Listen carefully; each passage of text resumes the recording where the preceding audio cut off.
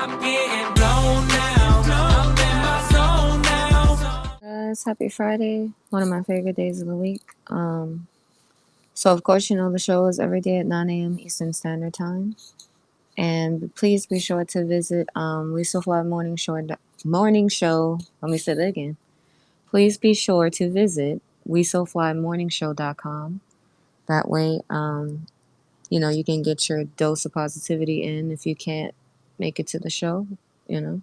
It's always available any time of the day. It could be 3 a.m. You could wake up and turn that bad boy on and get your dose, doesn't matter. But appreciate each and every one of you for all of the support, the energy, your thoughts, concerns. If you have any suggestions for future topics, please be sure to hit us up in the DMs, or you can leave some comments on the YouTube, whatever you want to do. And hit that bell when you get the chance over there. Subscribe and hit that bell so you can be a part of the notification squad so that you can receive those video notifications and know when they are uploaded, okay? Um, so this morning, we're talking about improving your mental health. So understanding that everyone has bad mental health days. It's just a natural thing. Everyone has a natural course of ups and downs, even throughout the day. To be honest, it's not just day to day, it's just up and down all day long at times for most people, based on different situations that may happen. You can be easily triggered by a lot of things, but then you can regain your strength and calm down again. It's just how we are as humans. We're very emotional beings. It's okay to be emotional. It's just learning how to not be overly emotional is the task.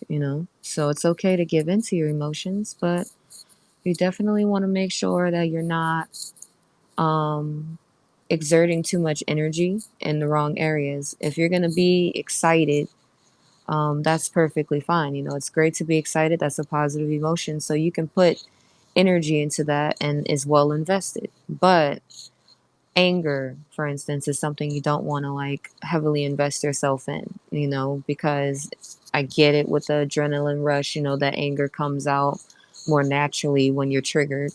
It's okay, but flip the script, calm yourself down, breathe, use some breathing techniques, think about what you're going to say before you say it, be well rounded before you respond. Just think about the future outcomes of your words, and don't let the passion take you away, because passion tends to do that. And it's a natural reaction. It's not that you're a bad person, and it's not that anything is wrong with you. And honestly, we have to stop like ourselves from thinking that way. It's so easy to tell yourself things like that, but be gentle with the process. Be gentle with yourself. Be gentle with your spirit and your soul, and understand that you are one person. You are here to do a variety of things. It's all about what you want to do, though. But yes, understand that everyone has bad days. It's not just you. And that should give you some sense of comfort knowing that you're not going through any of this alone. A lot of people are, they just don't necessarily speak out and say what they're going through. But I promise you, if everybody in the world spoke about what they were going through, we would find so many similarities more than differences. It would be crazy. And you would feel so at ease knowing that someone else is going through, if not the same thing, but something similar. So don't have doubts thinking that you're a strange person or you're alone. Never alone in any shape or form. God is always there, even when no one else is. God is right there. So that's what I've learned. And you just have to affirm that. You have to affirm your feelings. You have to resonate with where you are.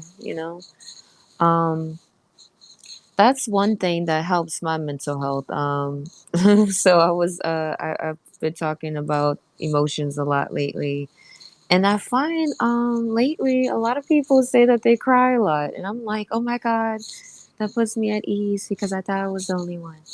But no, sometimes you gotta cry it out. Sometimes you can write it out. You can create music. You can create future books. You can create movies, all kinds of stuff. With all of these emotions, like these emotions, like these bad mental health days, breed some of the most amazing forms of art. You'd be surprised. Good morning. Good morning. So you just have to function at a certain level when you're doing these things. You just have to get yourself in a certain state of mind, and then you can concentrate that energy in the best way and put it out there for people who, are going through the same things. I'm getting blown now. I'm in my zone now. But there's ways to improve your mental health. Practicing self-care. Self-care is the foundation for a good mental health day or mental health based life. Because self-care can be practiced in so many different ways. There's no set routine for self-care, and that's what I like most about it, because it's literally based on you as a person. So whatever you find that makes you happy, that keeps you grounded, that sets you at ease, that gives you positive emotions, that is exactly what you need to do more of. And that right there is you taking care of yourself. And that's all self-care is. You finding different ways to cater to your needs. The ones that really influence positive emotions in your mind. For instance, like, being creative and getting out there and talking to different people, having different conversations, and just whatever makes you feel good inside, you want to do more of that. You want to incorporate that into your daily routine as much as possible, once or twice a day, whatever the case may be. As much as you can get it in one day, go for it. The sky's the limit. There's no limitations on it at all. As long as you're being healthy in mind, body, and spirit, I think everything else is fine. But like I said, this is something that you control. You control everything, to be honest, within your mind. But self-care is something you definitely have control over, because this is you determining how you're catering to your needs. This is you focusing on what your needs are, understanding what they are, and then giving yourself more of that, and just honing in on that and realizing that, you know, it's good to be real with yourself. I get the tough love approach, but at the same time, you have to be diligent too. You can't always, and honestly, I don't feel like heavy criticism is self-care. I know we get that mistaken. I used to get it mistaken all the time by thinking that, like, being overly critical of yourself is taking care of yourself because you're not allowing yourself to live unrealistically. But at the same time, if you're verbally abusing yourself or mentally abusing yourself, it defeats the purpose of self-care. Abuse and care do not go together at all. So you can't call yourself names like calling yourself dumb or thinking you're inadequate or you don't qualify, you're not capable, things like that. That's abusive behavior. That is not functional. You cannot function at high vibrations like that. That is low vibrational behavior. And the more you do that, you're hurting yourself. You know what I mean? So don't think that that approach is helping you. It's doing more harm than good, because as humans, we are very sensitive beings. Very, very, very sensitive. So the words that we hear from others as well as ourselves play a huge part in how we function, how we think, how we act, how we feel, and the energy that we exude every day, all day. So if you are constantly thinking negative thoughts, constantly speaking negative thoughts to yourself out loud, into the universe, to God, you're always saying negative things to God and questioning God and things like that. All of that is negativity, and all you're doing is drawing in more negative experiences, more negative mental health. You know what I mean? You're putting a big just ball of negativity in your life, and it's very hard to maneuver that way. You're not giving yourself a fair chance. It's like boxing yourself in and not even allowing yourself to truly be free. Good morning, good morning. Because you are a free spirit, So work on improving your mental health. And I find that something that's been helpful for me as a speaker is learning how to listen more. So I like to observe, and I like to just listen to people when they talk a lot of times. I don't want to just listen to respond anymore. I listen to absorb, because I find that once I absorb, the right things, and I put it into perspective, then it's appropriate to respond. You know what I mean? Because I can get a full understanding of what I'm hearing, and then I can envision what it could help I mean, how it could help me or how it could help someone else, if that makes any sense. So it's always good to listen and speak. If you have a voice, let that voice be heard. All of this is helping your mental health. Take things in. It's okay to get advice from other people. It's okay to get help. There's nothing wrong with getting help. Doesn't make you weak. It doesn't make you inadequate at all. It's just you're human. You need help too. We all do at some points in our life. It's cool. It's fine. It's healthy. It helps. Excuse me. It helps you. It's like relieving the burden from your shoulders. It's like someone else saying, you know what, you're carrying too much. Let me carry a little of that with you. Not saying they're going to carry it totally. They're not going to take it all the way off your back, but they will kind of lighten the load with you, if that makes any sense. I'm getting blown now. I'm in my zone now. So it's very relieving and it's very nice. It's refreshing. So try that out, once in a while. If you're a helper, try to get help too. I'm doing that more. And it is relieving. It's very nice to see other helpers helping and to feel that energy and to not that you're taking advantage or anything, but you're giving yourself a mental break. And that's important. You don't want to think yourself to death 24/7. You don't want to be doing too much too soon. You want to even it out, have a balanced way of doing things, have a balanced approach to things, and just really take it all in and be in the experience. I'm learning to just be in experiences now. You know what I mean? Not so much thinking about what's happening, but just being there, just being present, being awake in the moment. Because that's important. You take so much in that way versus you thinking about what you're going to say and focusing on anxiety and things like that. Like, don't give power to that stuff because that's inevitable. We're always going to have some form of anxiety, but how we cope with it is what makes the difference. It's not so much the anxiety that's the problem. It's our approach to the anxiety and handling it, and either looking at it as positive or negative. Because like I said, I use this example all the time because it's a clear one. It's one that everyone can relate to. For instance, when you cross the street, you know not to cross the street when cars are coming because your anxiety tells you, hey, this is danger. That's very dangerous. Don't do that. You could be harmed, right? At the same time, you know that, so you're not going to stand there and freak out about dying if you're safe on the sidewalk, right? So you know that anxiety is healthy. It's helping you. It's keeping you safe. So try to look at every scenario in your life that way as a safety tactic. It's trying to help you. It's trying to your body when your body is going through something and it's uncomfortable. It comes out in different forms. It's gonna like signal that in different ways. It's not a bad thing. It's just letting you know, hey, something's wrong. Something is going wrong in this situation, or something can go wrong.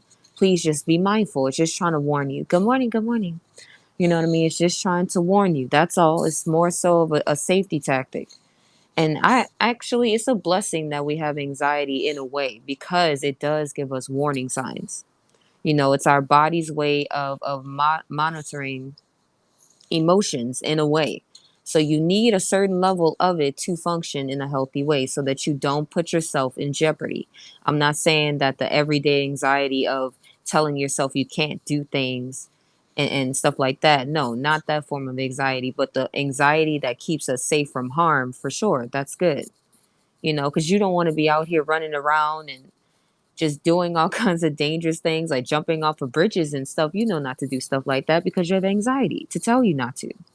Okay. So it's all about keeping ourselves safe, and I understand we get overloaded and we definitely have a lot on our plate, on a day to day basis. I get that. And that I'm not trying to take away from that at all because, excuse me, as a person, you can only deal with so much. And I'm learning that even the strongest of people need that relief at times, and that's okay. Like I said, voice how you're feeling, tell somebody about it, talk to somebody about that stuff because it's better out than in. The more you hold stuff in, it has like a domino effect. It really does not work out. It cycles out really badly. So you just want to make sure that you're not having displaced emotions and you're not ruining opportunities for yourself by holding your emotions in because holding them in does not equate to strength. I used to think that. And I'm learning more and more that that's not true because in my environment growing up, it was different. Emotions weren't talked about. But as an adult, you have every right to rewrite that. You can learn different. You can be different. You can do better. And you can how can I put incorporate that into your life? You have choices now. As you get older, you have choices. When you were younger, growing up, you might not have had so many choices because, of course, you grow up in your parents' household or your guardian, whoever was your guardian at the time, they had to say so. You just had to roll with the punches. As an adult, that's no longer. You make your decisions. You base a healthy life for yourself so that you have good mental health. You know what I mean? That's how you are now. You don't have to hold yourself to those standards anymore. You can move on from that kind of stuff. You can do better. You can be better. You can feel better. You don't have to feel bad every day. Good morning, good morning. And one thing I had to learn is that it's okay to be happy. When you're happy, it is fine. Don't get scared. Don't be afraid of good emotions. Good emotions are great. I'm getting blown now. I'm in my zone now. You know what I mean? Like, it's like we get so used to being upset or feeling negative so often that when the good times come, we're freaking out because we're like, oh, this is too good. Like, no, no, give into that emotion, give into those feelings and feel them. It's healthy. It is safe. I promise you're not gonna like nothing bad is gonna happen to you because I get like that, when things are smooth sailing, I start to freak out because I'm like, oh God, something must happen. But that also goes into my disorder and all that kind of stuff. But that's for another time. But yeah, so you just have to work with what God has given you and realize that there, like I said earlier, there are different forms of self-care. Like some examples will be meditation, journaling, reading, but it can also be like saying no to things that don't serve you. Making sure that you eat a certain amount of meals a day, making sure that you eat a certain type of food each day or throughout the week, or getting yourself out of the house, making sure you get out of the house a couple of times out the week. If you work at home or whatever, or you work outside your home, make sure that you learn to rest more then. um, you know, Getting to your appointments on time, making sure that you hold yourself true to that. That I'm one that slips up with that. You know what I mean? Like I have a lot of appointments that I need to get to, and I just keep letting them slide because I'm procrastinating. Do not procrastinate, please. That is not a healthy thing because your intuition is telling you to do those things for a reason. So give into that because I promise you it's going to help your mental health in the long run because it's something that you need to do. It's something that has to be done. It's a part of your timeline.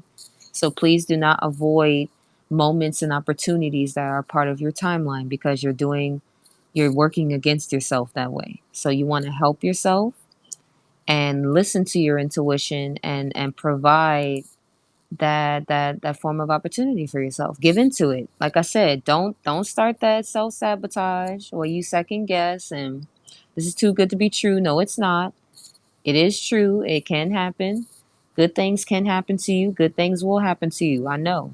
We're so used to bad things, but we have to get used to being okay. We have to get used to being happy. We have to get used to being at peace. When you're disturbed for so long, you freak out when you have peace. I know I do. And it's not on purpose. It's just you have to get used to it. And once you get used to it, you won't feel anxious anymore like something's going to happen. Just live in it, sit in it, be present, love it, appreciate it. Appreciate the peace and the silence while you have it, because it's a gift to have that. It's not an everyday occurrence. So when you do have those moments, take it all in, take it for what it's worth. And like I said, learn to express yourself. Go outside more. Think about the past in a way that allows you to reflect on achievements. Don't focus on the past for the bad times. Focus on the past at looking at where you came from versus where you are today. That is healthy because you can see the pattern, you can see the growth. You can understand what worked versus what didn't work or what does work versus what doesn't work. You know what I mean? So it's all about you figuring out a healthy system for yourself, because that right there is key for everything in your life. We cannot live our lives worrying about what works for other people's mental health. Even your closest friends. I use this a lot. Even people that you might be similar to, that doesn't mean that what works for them is going to work for you. Even though you're very similar in personality and everything else, you are still individuals. So what works for them is not going to work for you 90% of the time. You know what I mean? If that much. It's you might have maybe 50% here, 40% here, like in different areas. You know what I mean? Like it varies because we're humans, we're different, we're all unique in mind, body, and spirit. That's the way God created us. So we have to take pride in that and not be ashamed of that, and find joy in all of that, because knowing that no one is like you should be comfortable for you, because that should always give you a sense of comfort. I know I find that when I doubt that, I'm like, you know what? That's actually a gift, because that means that no one's going to do things the way you would do it, how you would do it. They will never have the same approach. They will never have the same energy level when they go into it. They'll never have the same outcomes. And that's not saying you're doing a competition or anything. It's just you're realizing it for what it is. You're taking it in for what it is. You're not like doubting yourself. You're not beating yourself down. You're appreciating yourself. You're loving yourself. You're affirming yourself. You're valuing yourself and your worth. Understanding self-worth is a huge key with mental health.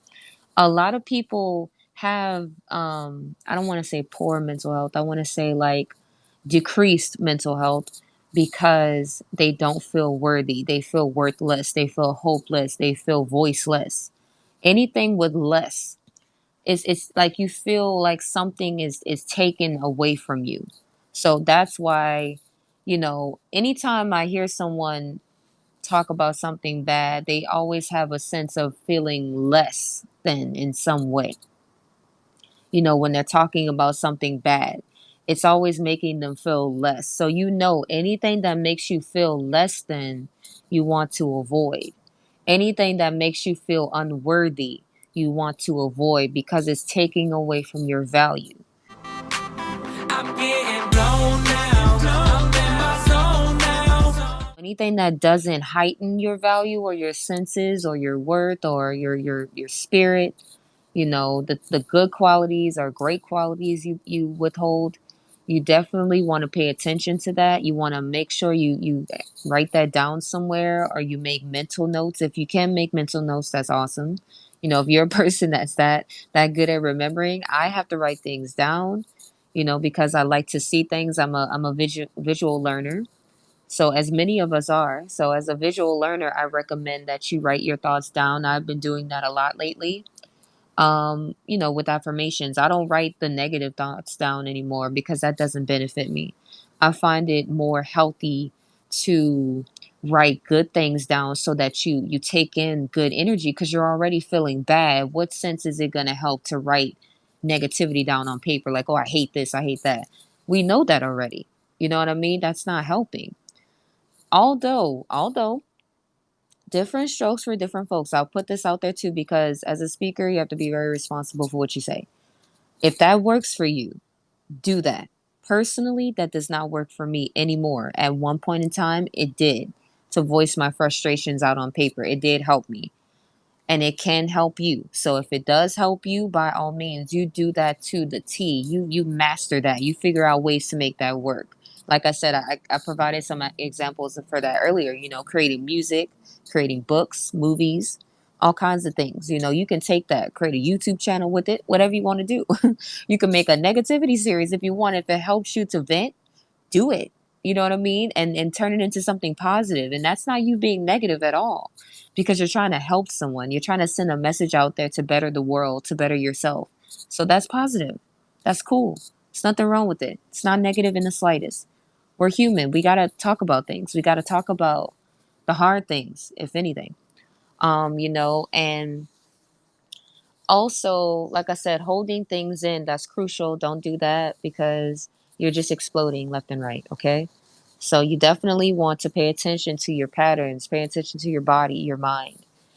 Take full responsibility for the things that you do and the things that you say, because it does help you to monitor yourself, to focus on your well being.